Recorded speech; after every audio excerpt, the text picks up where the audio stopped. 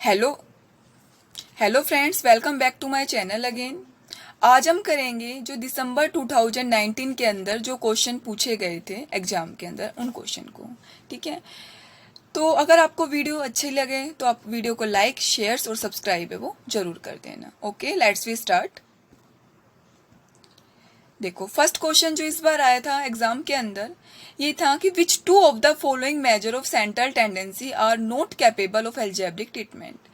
कि central tendency का इनमें से कौन सा मेथड है जिसके ऊपर आप एल्जेब्रिक ट्रीटमेंट नहीं कर सकते। ठीक है, तो आपको पता है जो मीडियन है और मोड है ये क्या है, पोजिशनल एवरेज में आता है। एक होता है अर्थमेटिक एवरेज और एक होता है पोजिशनल एवरेज। ठीक है, अर्थमेटिक एवरेज के अंदर जैसे आपका आ गया geometric mean, arithmetic mean, harmonic mean. ठीक है, इसके ऊपर आप एल्जेब्रिक ट्रीटमेंट आप कर सकते हो। ठीक है, लेकिन जो पोजिशनल एवरेज लाइक मीडियन है, मोड है, इसके ऊपर आप एल्जेब्रिक ट्रीटमेंट है वो नहीं कर सकते हैं। क्योंकि मीडियन क्या होता है, मीडियन क्या होती है, मिड वैल्यू। और मोड क्या होती है, जो सीरीज के अंदर बार बार रिपीट होता है उसको हम बोलते हैं मोड बोलते हैं। तो इसका आंसर क्या हो जाएगा, बी एंड डी है। ठीक है, यानी मीडियन और मोड है उसके ऊपर आप एल्जेब्रिक ट्रीटमेंट है वो नहीं कर सकते। Okay, next question. इसके बाद ये क्वेश्चन पूछा गया था इस बार कि which of the following is an incomplete experimental research design. इनमें से कौन सी रिसर्च है जिसको हम इनकम्प्लीट रिसर्च डिजाइन मानते हैं। ठीक है, पहले इसमें आते हैं before and after control group design. इसमें क्या होता है, जैसे मान लो कोई पेशेंट है, ठीक है, तो हम ये देख रहे हैं कि पेशेंट को मेडिकल ट्रीटमेंट देने से पहले और मान लो मेडिसिन देने से पहले और मेडिसिन देने के बाद उसकी पोजीशन क्या है, उसकी स्थिति क्या है। ठीक है, इस टाइप से हम करते हैं, like pre test and post test जो हम रिसर्च डिजाइन स्टडी करते हैं। ठीक है, वो होता है। फैक्टोरियल डिजाइन क्या होता है, फैक्टोरियल डिजाइन जैसे क्या हो गया, लाइक जैसे मान लो कोई कंपनी का जो मैनेजर है, ठीक है, वो क्या है, बस फेयर के प्राइस है उसके अंदर कमी करने जा रहा है। ठीक है, अब वो मान लो 3 टाइप्स की बसें ले रहे हैं। ठीक है, एक हो गई लग्जरी एक्सप्रेस, एक हो गई स्टैंडर्ड एक्सप्रेस, एक हो गई रेगुलर एक्सप्रेस। ठीक है, वो 5%, 7% और 10% की कमी करता है। ठीक है, तो यहाँ पर ये देखते हैं कि इनके अंदर जैसे मान लो 3 टाइप्स के, मान लो ये क्या है, फैक्टोरियल रिसर्च डिजाइन। इसके अंदर हम ये देखते हैं कि मान लो जो ये इतनी परसेंटेज प्राइस में कमी करने के बाद जो ये डिफरेंट जो हमने बसें लिए, लग्जरी एक्सप्रेस, स्टैंडर्ड एक्सप्रेस, इनके अंदर पैसेंजर की संख्या में कितनी बढ़ोतरी हुई। ठीक है, कि बस फेयर के प्राइस में कमी करने के बाद है कि पैसेंजर की संख्या में कितनी बढ़ोतरी हुई। तो ये हम किस में देखते हैं, फैक्टोरियल रिसर्च डिजाइन में। ठीक है, यहाँ पर हम जैसे मान लो जो फैक्टर्स है, जैसे मान लो बस के अंदर ही हम डिफरेंट टाइप की बस को लेकर चल रहे हैं, लग्जरी एक्सप्रेस को, स्टैंडर्ड एक्सप्रेस को, रेगुलर एक्सप्रेस को। ठीक है, नेक्स्ट है, इसमें से इसने वैसे ये क्वेश्चन पूछा था कि कौन सी इनकम्प्लीट एक्सपेरिमेंटल रिसर्च डिजाइन है, तो इसका आंसर तो ये होगा, 1 ग्रुप बिफोर आफ्टर डिजाइन है। ठीक है, क्योंकि इस टाइप का कोई रिसर्च डिजाइन नहीं होता है। फिर आती है Latin square design. Latin square design के अंदर क्या होता है कि इसके अंदर हम कुछ एक्सटर्नल फैक्टर को भी लेकर चलते हैं, लाइक जैसे बस फेयर है। ठीक है, तो मतलब पैसेंजर की संख्या का इस बात का भी इम्पैक्ट पड़ता है कि जो वीकेंड, ठीक है, मान लो वो मिड वीक है, मिड वीक का या वीकेंड का या मंडे का या जो संडे का। ठीक है, तो यहाँ पर हम क्या करते हैं, इन एक्सटर्नल फैक्टर को भी लेकर चलते हैं, किसमें, लैटिन स्क्वायर डिजाइन में। लाइक देखो,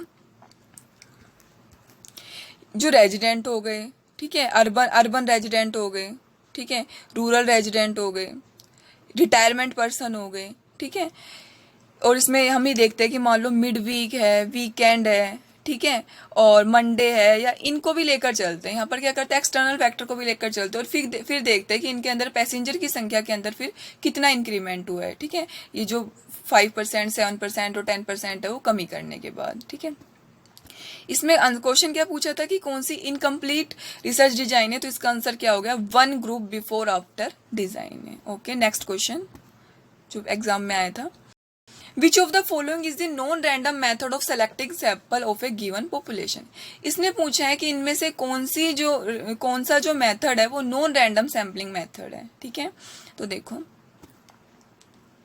जो रैंडम सैम्पलिंग में क्या आता है, सिंपल रैंडम सैम्पलिंग जिसमें रैंडमली सैंपल को सिलेक्ट कर लेते हैं। ठीक है, सिस्टमैटिक सैम्पलिंग जब मेनली जो पॉपुलेशन फाइनाइट साइज की होती है, स्ट्रेटिफाइड सैम्पलिंग जिसमें हम स्ट्रेटा बना लेते हैं, क्लस्टर में बांट देते हैं, area sampling, multi stage sampling. ठीक है, तो ये किस में आते हैं, ये आते हैं हमारे रैंडम सैम्पलिंग मेथड में। और नॉन रैंडम सैम्पलिंग में जैसे जजमेंट सैम्पलिंग, जहाँ पर क्या होता है हम अपने जजमेंट के अकॉर्डिंग सैंपल सेलेक्ट कर लेते हैं।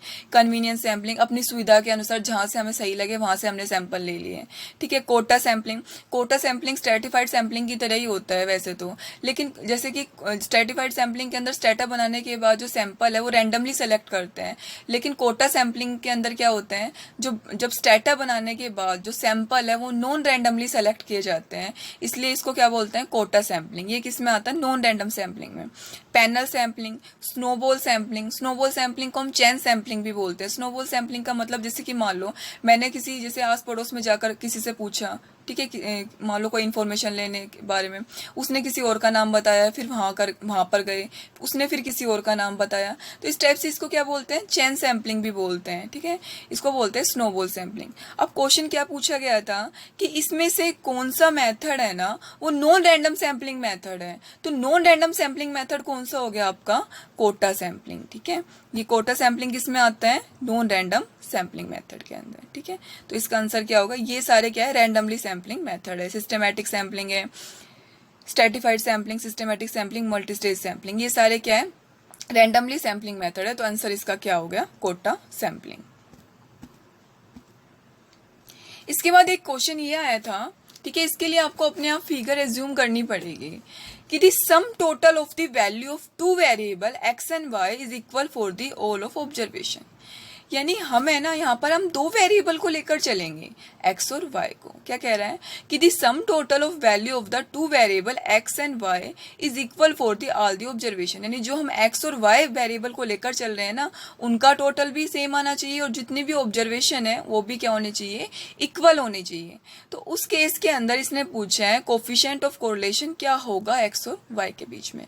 तो हम यहाँ पर एक फिगर एज्यूम कर चलते हैं। देखो ये क्वेश्चन है, ठीक है। इसने कहा है कि जो हम दो वेरिएबल को लेकर चल रहे हैं उनका टोटल सेम होना चाहिए और जितनी भी ऑब्जर्वेशन है वो भी क्या होनी चाहिए, इक्वल होनी चाहिए। तो देखो यहाँ पर हम एक्स और वाई को लेकर चल रहे हैं, हमने इस टाइप से बना लिए 4 और 6, ठीक है, 10 हो गए, 5 और 5 10 हो गए, 8 और 2 10 हो गए, 2 और 8 10 हो गए, 6 और 4 10 हो गए। अब देखो यहाँ पर क्या हो गए, 25 sum of all observation are equal, ठीक है। तो ये भी कंडीशन पूरी होगी और एक्स और वाई इन दोनों का टोटल भी क्या होना चाहिए, सेम होना चाहिए, ठीक है, इक्वल आना चाहिए। सारी जितनी भी एक्स यहाँ 4 और 6 10 आ रहा है, 5 और 5 भी 10 आ रहा है, 8 और 2 भी 10 आ रहा है, ठीक है, इतना। अब यहाँ तक तो इसने ये वाली बात कही थी इतनी। इसके बाद इसने बोला तो उस केस के अंदर आपको बताना है कि कोफिशिएंट ऑफ कोरिलेशन है वो क्या होगा। अब हम क्या निकालेंगे इसका कोफिशिएंट ऑफ कोरिलेशन। तो देखो पहले हम क्या निकाल लेते हैं इसका मीन। मीन का फॉर्मूला क्या होता है, सिग्मा एक्स अपॉन एन, ठीक है। अब 25 अपॉन कितनी फिगर है, ये 5 है, 1 2 3 4 5, ठीक है। तो यहाँ पर मीन कितना आ गया 5 और यहाँ पर भी मीन कितना आ गया 5, ठीक है। वाई बार भी 5 आ गया और एक्स बार भी 5 आ गया। इसके बाद हम क्या निकाल लेते हैं, डेविएशन निकाल लेते हैं। तो देखो एक्स कैसे निकालते हैं, एक्स कैसे निकाल लेंगे हम, एक्स माइनस एक्स बार, ठीक है। तो 4 माइनस 5 माइनस का 1, 5 माइनस 5 0, 8 माइनस 5 3, 2 माइनस 5 माइनस का 3, 6 माइनस 5 1, ऐसे ही y का निकाल लिया, ठीक है। 6 माइनस 5 1, 5 माइनस 5 0, 2 माइनस 5 माइनस का 3, 8 माइनस 5 3 और 4 माइनस 5 माइनस का 1, ठीक है। अब आपको पता है ना फॉर्मूला क्या होता है, जैसे ये फॉर्मूला क्या होता है, sigma X Y upon root sigma X का स्क्वायर और इंटू सिग्मा वाई का स्क्वायर, ये फॉर्मूला होता है, ठीक है। तो हम फॉर्मूले के अकॉर्डिंग अब हमें क्या चाहिए, एक्स वाई चाहिए, तो हम एक्स और वाई की क्या कर देंगे, मल्टीप्लाई कर दिया। उसके बाद नीचे हमें क्या चाहिए, एक्स स्क्वायर और वाई स्क्वायर है, तो एक्स स्क्वायर निकाल लिया हमने और वाई स्क्वायर निकाल लिया। इसके बाद हमने फॉर्मूले में इसको पुट कर दिया, तो सिग्मा एक्स वाई तो कितना आ गया माइनस का 20 अपॉन एक्स स्क्वायर कितना है 20 इंटू 20, तो माइनस का 20 और ये कितना आ गया आपका 400 रूट, और आपका आंसर क्या आ गया माइनस का 1, ठीक है। तो इस केस के अंदर आपका जो आंसर क्या हो जाएगा माइनस का 1, मतलब perfect negative correlation. Okay next question.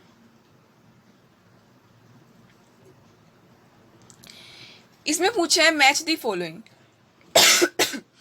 देखो फर्स्ट टेस्ट में दे रखा है जेड टेस्ट है। अब जेड टेस्ट आपको पता है, जेड टेस्ट क्या होता है, लार्ज सैंपल टेस्ट होता है, ठीक है। और जेड टेस्ट के केस के अंदर आपको जो स्टैंडर्ड डेविएशन भी नोन होता है, ठीक है, स्टैंडर्ड डेविएशन है वो नोन होता है। उसके बाद अनोवा क्या होता है, पैरामेट्रिक टेस्ट होता है। काई स्क्वायर टेस्ट है, इसका हम दोनों वे से यूज करते हैं, पैरामेट्रिक भी और नॉन पैरामेट्रिक भी, ठीक है। कल भी हमने पढ़ा था पैरामेट्रिक तो तब यूज करते हैं जब हमें टेस्ट ऑफ पॉपुलेशन वेरिएंस है वो निकालना हो, और नॉन पैरामेट्रिक कब यूज करते हैं, तब जब test of goodness of fit और test of attribution of attributes, ठीक है, तो उस केस में करते हैं। और क्रूशियल वैल्यूज टेस्ट क्या होता है, ये कौन सा टेस्ट होता है, ये नॉन पैरामेट्रिक टेस्ट होता है। ओके, अब पढ़ते हैं। जेड टेस्ट है। जेड टेस्ट देखो ये रहा, the testing the significance of difference between average of two large size sample, ठीक है। तो ये लार्ज सैंपल टेस्ट होता है, ठीक है। तो इसका मैच क्या हो जाएगा, फर्स्ट का सेकंड। उसके बाद देखो काई स्क्वायर टेस्ट को लेकर चलते हैं हम। काई स्क्वायर टेस्ट क्या होता है, नॉन पैरामेट्रिक टेस्ट होता है। ये कब यूज करते हैं हम, test of goodness of fit और टेस्ट ऑफ एट्रीब्यूशन ऑफ, ठीक है, test of association of attributes है, ठीक है। तो यहाँ पर इसका आंसर क्या हो जाएगा, test of significance of association of two attributes है, ठीक है। उसके बाद अनोवा क्या होता है, अनोवा एनालाइज ऑफ वेरिएंस, यानी ये कौन सा टेस्ट होता है, पैरामीट्रिक टेस्ट होता है। इसका आंसर क्या हो जाएगा, parametric, comparing the difference in mean value of more than two sample group है, ठीक है। जब हमें क्या निकालना हो, जब हमें कंपेयर करना हो क्या, the difference mean of more then, जब हमें दो से ज्यादा सैंपल ग्रुप है ना, उसका मीन है उसको कंपेयर करना हो, ठीक है। दो से ज्यादा सैंपल ग्रुप्स के मीन है उसको कंपेयर करना हो, तो वो कौन सा होता है, एनालाइज ऑफ वेरिएंस, यानी अनोवा बोलते हैं। अब क्रूशियल वैल्यूज टेस्ट है। अब देखो इसमें सेम डेफिनेशन लिख रखी है, comparing the difference in the mean value of more than two sample group है, लेकिन ये कौन सा टेस्ट होता है, नॉन पैरामेट्रिक होता है, ठीक है। डेफिनेशन दोनों की सेम है, अनोवा की भी और क्रूशियल वैल्यूज टेस्ट की भी, लेकिन क्या है, जो अनोवा है वो पैरामेट्रिक टेस्ट है और जो क्रूशियल वैल्यूज टेस्ट है वो क्या है, नॉन पैरामेट्रिक टेस्ट है, ठीक है। तो फर्स्ट का सेकंड किस में है, फर्स्ट का सेकंड इसमें भी है और इसमें भी है, ठीक है। और बी का फर्स्ट किस में है, इसमें है। तो आपका आंसर क्या हो जाएगा, ऑप्शन नंबर बी।